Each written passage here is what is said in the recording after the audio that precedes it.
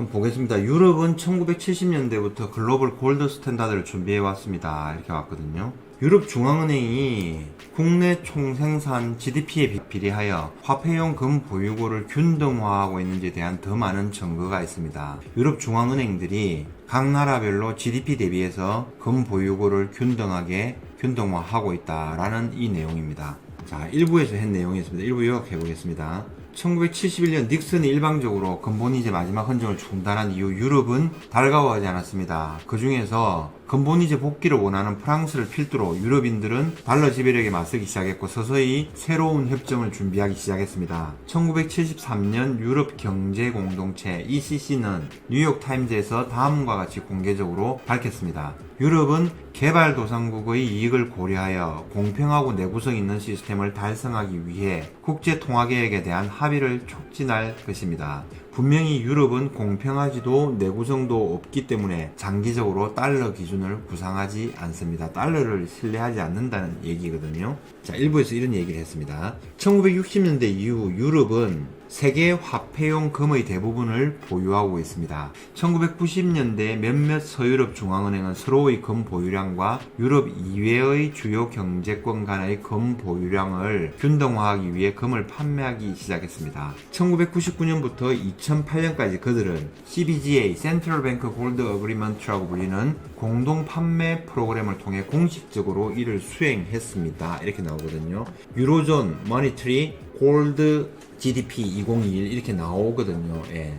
2021년도 GDP 대비해서 금 보유량을 유로존이 나라별로 이렇게 그래프가 나오고 있는 거예요. 이게 무슨 말이냐면 그냥 유로존에 있는 나라들 중에서 GDP 규모 이거거든요. GDP 규모가 요거예요. 까만색. GDP 규모 크기에 따라서 금 보유량을 이렇게 가지고 있다, 균등화시키고 있다라는 얘기거든요. 분명히 금이 너무 적은 아일랜드는 2021년에 몇 톤의 금을 구매했습니다. 스페인도 금이 너무 적지만 아래에서 논의하겠습니다. 이렇게 나온 거예요. GDP 규모에 비해서 금이 작지만 스페인도 뭐 준비를 하고 있다, 뭐 이런 얘기를. 2011년 네덜란드 재무부 장관은 의회에서 네덜란드 중앙은행 DNB, 네덜란드 중앙은행이 DNB예요. 네덜란드 중앙은행이 1993년 이후 1100톤의 금을 판매한 주된 이유에 대해 진실을 말해야 한다는 질문을 받았습니다. 그의 답변은 다음과 같습니다. 과거 금 판매를 통해 DNB는 네덜란드 중앙은행은 상대적인 금 보유량을 다른 중요한 금 보유 국가와 더 일치하게 만들었습니다.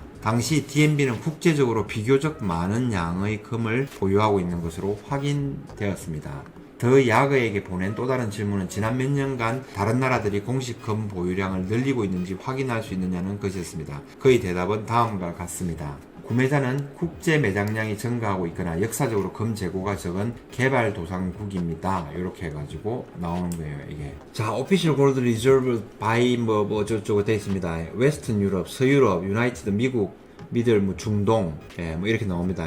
동부 유럽, 아시아 이렇게 해가지고 이걸 했습니다. 빨간색 이렇게 나오는 거고, 서유럽은 별 변동 없이 조금씩 줄이고 있다는 얘기고, 중동하고 다른 나라 아시아 국가들이 금 보유량을 이렇게 조금 늘리고 있다, 이런 얘기입니다. 미국은 별 변동 없고, 요 밑에는 연도별로 나와 있습니다. 1971년도 이후에 이런 과정들이 있고, 최근에 2007년도 이때를 기점으로 해가지고 지금 이런 나라들에서 금 보유량을 늘리고 있다라는 겁니다. 지금 이거. 그러니까 이 GDP 규모가 커짐에 따라서, 특히 중국 같은 경우가 그렇죠. 이 규모가 커짐에 따라서 뭔가 균형을 맞추고 있다라는 이런 얘기예요. 예.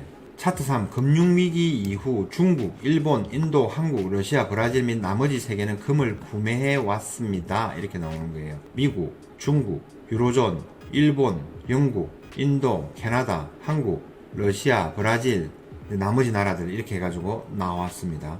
근데 이 규모에 맞춰서 움직인다라는 게 핵심적인 내용인 것 같아요. 근데 한국도 아까 아일랜드와 마찬가지로 굉장히 지금 부족한 거죠. 캐나다는 금 보유량 이거를 아예 안 밝히고 있어요.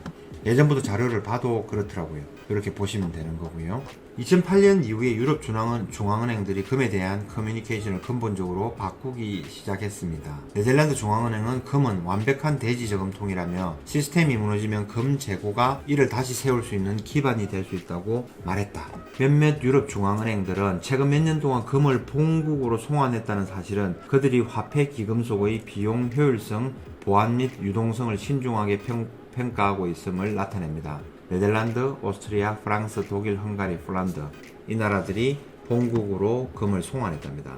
모든 금 보유량을 현재 도매산업 표준으로 업그레이드하는 것은 금본위제를 준비하는 유럽중앙은행의 또 다른 지표입니다. LBMA 굿 딜리버리 표준을 준수하지 않는 바는 국제시장에서 유동성이 없습니다. 전직 고위 관료들의 발언은 국제통화 시스템의 금개편과 연결될 수 있다. 2014년에 다음과 같이 말했습니다. 글로벌 경제와 글로벌 금융은 전환점에 있습니다. 새로운 규칙이 선진국 내부뿐만 아니라 다음을 포함한 모든 신흥경제국과 논의되고 있습니다. 가장 중요한 신흥경제국은 중국입니다. 금 보유량을 균등화하는 이유는 무엇입니까? GDP에 비례하여 국가 전체에 고르게 분산된 금 보유량은 글로벌 금 표준으로서의 원활한 전환을 가능하게 합니다. 유럽 중앙은행들은 1971년 세계가 금본위제에서 종이본위제로 바뀌었을 때 부채 악순환의 불가피성을 깨달았음에 틀림없습니다. 그들이 선호하는 공평하고 지속 가능한 통화재설정은 국제적이어서 미국의 엄청난 특권을 박탈하고 시간이 지남에 따라 부채 초과가 발생했습니다. 경제적 희소성 규칙을 준수하면서 부채를 탕감하는 한 가지 방법은 중앙은행이 경제의 모든 과도한 부채를 매입한 다음 금의 가치를 재평가하는 것입니다. 아주 무시무시한 말입니다, 이거. 경제적 희소성 규칙을 준수하면서 부채를 탕감하는 한 가지 방법은 중앙은행이 경제의 모든 과도한 부채를 매입한 다음 금의 가치를 재평가하는 일입니다. 무시무시한 말이죠. 중앙은행이 가지고 있는 금의 가치를 높여버리면 부채가 없어진다는 얘기입니다. 중앙은행 대차대조표의 부채 측면에서 발생하는 미실현 이익, 금 재평가 결과는 자산 측면의 자산을 취소하는 데 사용될 수 있습니다. 이러한 미실현 이익은 자본으로 볼 수 있는 재평가 계정에 기록됩니다. 부채를 취소하기 위해 금을 재평가하는 방법에 대한 자세한 설명을 보려면 이 기사를 읽어보세요. 이렇게 나와 있는 거거든요. 말할 필요도 없이 금이 국제적으로 고르게 분산된다면 모든 국가는 재평가로부터 동일한 정도의 이익을 얻습니다. 본질적으로 이는 개발도상국의 이익을 고려하여 공평하고 내구성 있는 시스템을 달성하기 위한 국제통화개혁에 관한 것입니다. 유로존에서 금균형 프로젝트에 대한 추가 증거. 오스트리아 중앙은행 OEMB 웹사이트에서는 동종은행과 동일한 GDP 비율로 금 보유량을 보유하려는 목표에 대한 중요한 성명이 있습니다. 유로 시스템에서 전체 금 보유량 측면에서 OEMB의 현재 금 보유량은 대략 ECB 자본 중 OEMB의 지분과 일치합니다. 각 나라들의 사정에 맞게, 각 나라의 GDP에 맞게 각 나라의 중앙은행들이 금 보유량을 맞추고 있다는 내용입니다. 이거 굉장히 무시무시한 내용입니다. 이거 유로존 캐피탈 키 인 22 GDP 2021 이 맞춘다는 얘기입니다. 오스트리아, 벨지움, 플러스 이 맞추고 있다는 겁니다. GDP 규모 대비해서. 야, 이거 무시무시한 내용입니다. 오스트리아 중앙은행은 계속해서 OEMB가 보유하고 있는 금의 양은 총 준비자산과 오스트리아 경제 GDP의 규모에 비해 적절한 것으로 간주됩니다. 오늘날 유로존 NCB는 금을 거의 사고 팔지 않기 때문에 위의 진술은 2008년 이전 판매 기간 동안 유로존 국가들이 금과 GDP 비율을 동일하게 맞추려고 노력했다는 것을 의미합니다. 이것이 사실인지 허구인지를 따질 필요는 없습니다. 일단 완료되면 통화 및 정치 정책은 금과 GDP 비율을 일정하게 유지하면서 유로존 전체에서 동일한 성장 수준을 생성하도록 의도되었습니다. 야, 여기서 문득 드는 생각은 한국은 굉장히 지금 GDP 규모에 비해서 아까 금 보유량이 굉장히 작다라는 게 증명이 됐잖아요. 그러면 어떻게 해야 되나요? 우리나라에서 금을 준비를 하든지 한국은행에서 맞추든지 그렇게 안 되면 어떡하나요? 국민들의 금을 모아서 그 기준에 맞춰야 되나요? 그럼 강제로 뺏을 수는 없잖아요. 야, 그럼 국민들한테 어마어마한 금 가치를 줄 테니까 국가에 주십시오. 우리도 전 세계적인 금본위제 흐름에 맞춰야 됩니다. 이 얘기가 나올 수도 있지 않나요? 야, 굉장히 재밌는 상상을 한번 해봅니다. 언급할 만한 가치는 있지만 명시적이지는 않지만 프랑스 중앙은행의 성명은 다음과 같습니다. 프랑스 은행은 지하금고에 2,435톤의 금을 보관하고 있습니다. 지하금고는 노면에서 27m 아래에 위치해 있습니다. 이는 프랑스의 국가 금 매장량으로 약 800억 유로 가치로 평가됩니다. 프랑스의 국내 총생산 GDP, 즉 연간 소득은 2조 유로가 넘습니다. 따라서 국가 금 보유량은 GDP의 4%에 해당합니다. 유로존의 평균 GDP 금 대비 평균 GDP 가중 GDP 대비 금 보유 비율은 4%입니다. 프랑스는 동급 비슷합니다. 한국은 1.04%인가 그래요. 그럼 한국은 3% 정도가 더 필요하겠죠. 104톤이 1.44%인가 그러니까 1.04%가 그러니까 한 300톤 더 필요해서 우리나라는 한 400톤 정도가 적정하다 이렇게 볼 수가 있겠네요. 그거를 한국은행에서 급하게 안 사면은 어떻게 해요? 이야, 국민들이 가지고 있는 금을 어마어마한 가치를 통해서 재평가를 해줄 수도 있겠네요. 이야, 자산의 변동이 생길 수도 있겠습니다. OEMB에 따르면 유로존에서는 NCB가 GDP 대비 적절한 양의 금을 보유할 뿐 아니라 총 국제 준비금 대비 금 보유량을 적절하게 유지하라는 지침이 있는 것으로 보입니다.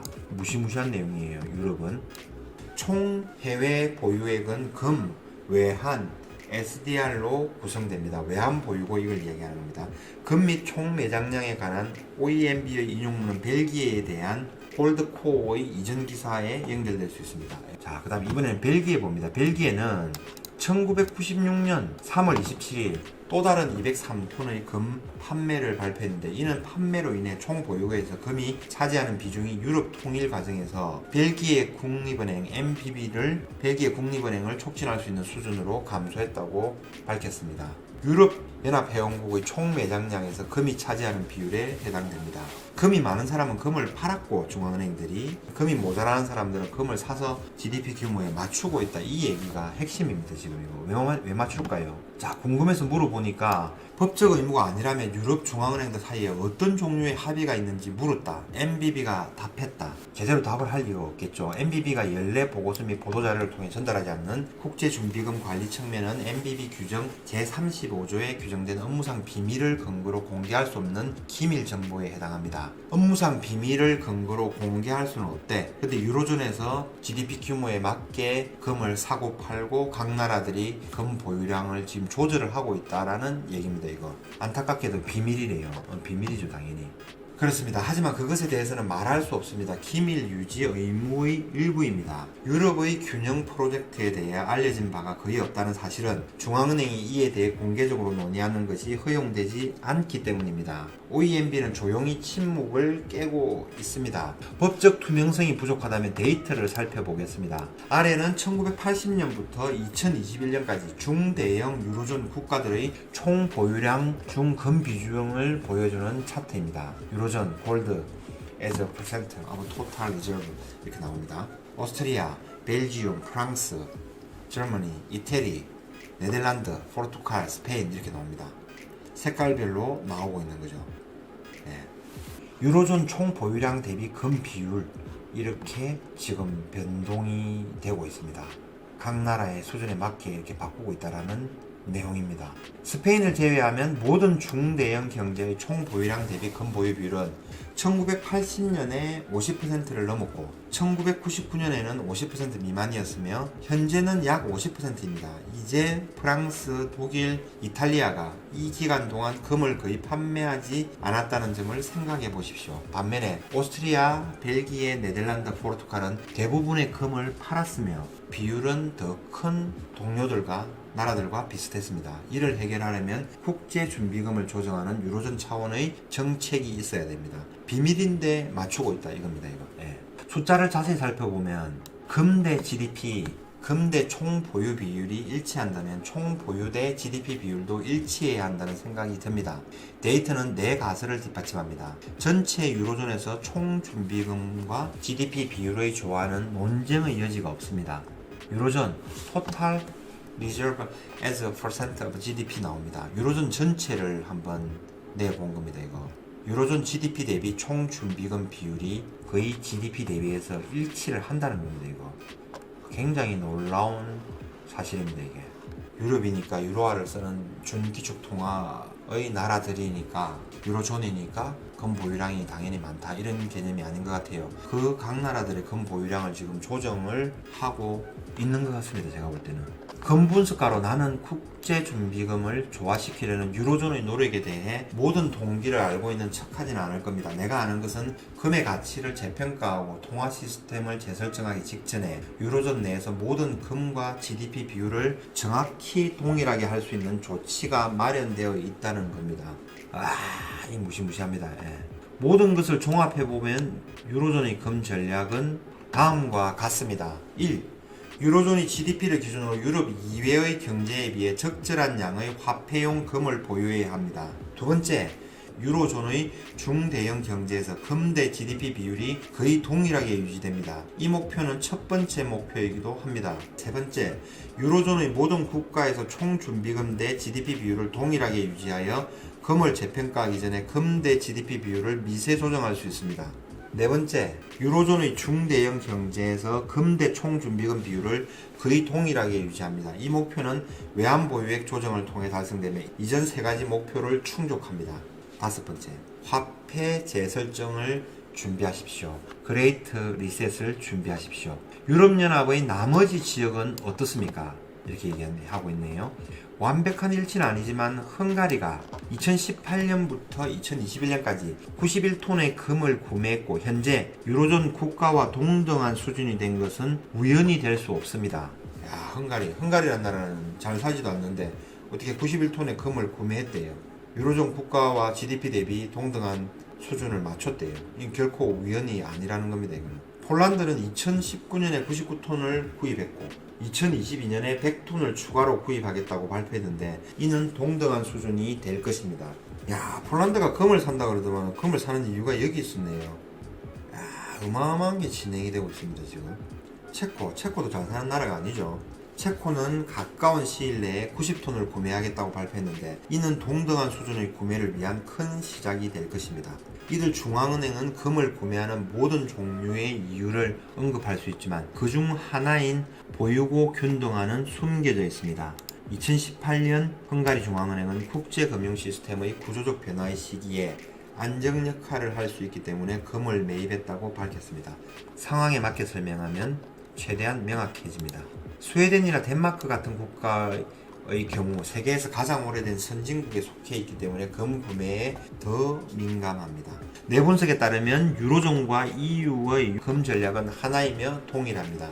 이는 주로 GDP 대비 금 비율이 동일한 중대형 경제와 GDP 대비 국제 보유고가 동일한 모든 경제에 관한 것입니다. EU의 모든 국가는 내가 위에서 설명한 금 전략의 비밀리에 동의한 것 같습니다. 내 분석이 정확하고 보유고 균등한 추세가 계속된다면 EU의 일부 국가에서 예를 들어서 체코 같은 나라에서는 금을 구매하고 다른 국가에서는 덴마크 외환을 구매하며 다른 국가에서는 크로아티아 외환을 판매할 것으로 예상할 수 있습니다. EU 이외의 국가들도 계속해서 금을 매입하여 동등한 수준에 이를 것입니다. 물론 미국은 제외. 위에서 설명한 재설정은 모든 대규모 경제가 극복할 수 없는 위기에 처했을 때 발생합니다. 정부 부채를 탕감하기 위해 금을 재평가하는 것은 그들이 더 자주 하고 싶은 일이 아니기 때문에 기회의 창 하나로 기결됩니다. 한 국가가 성급하게 단독으로 추진한다면 금본위제로의 원활한 전환 기회를 망칠 수 있습니다. 나는 1970년대 유럽의 정치인들과 중앙은행가들이 확고한 장기적 금 전략을 가지고 있었다고 생각하지 않습니다. 그 과정에서 상황이 발전했습니다. 스위스 국립은행은 2005년 3월 10일에 1300톤의 금 판매 프로그램을 완료했습니다. 금 판매 이전에는 금 보유량에 대한 스위스의 상대적 위치가 G10 국가 중에서 극단적이었습니다.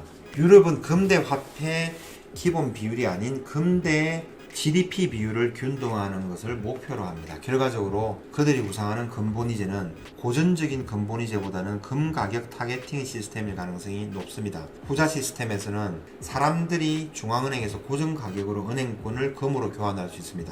화폐 기반은 금으로 뒷받침됩니다. 금 가격을 목표로 삼아 사람들은 자유시장에서 중앙은행 통화정책을 통해 안정된 가격으로 금을 교환할 수 있습니다. 유로존에는 금이 고르게 분포되어 있지만 탕감해야 할 부채는 그렇지 않습니다. 예를 들어 이탈리아의 GDP 대비 공공부채 비율은 150%인 반면 독일은 70%입니다. 이 시리즈의 3부는 위험 공유, 즉 모든 NCB의 재평가 계정을 최대한 활용하기 위해 이탈리아에서 다른 국가로 부채를 이전할 수 있는 옵션에 대해 설명합니다. 이렇게 나와 있어요. 야, 이 굉장히 재밌는 내용입니다. 어떻습니까? 제가 볼 때는 저도 한 번 더 다시 정밀하게 또 공부를 해봐야 되는 내용 같습니다. 굉장히 좋은 내용입니다. 이거.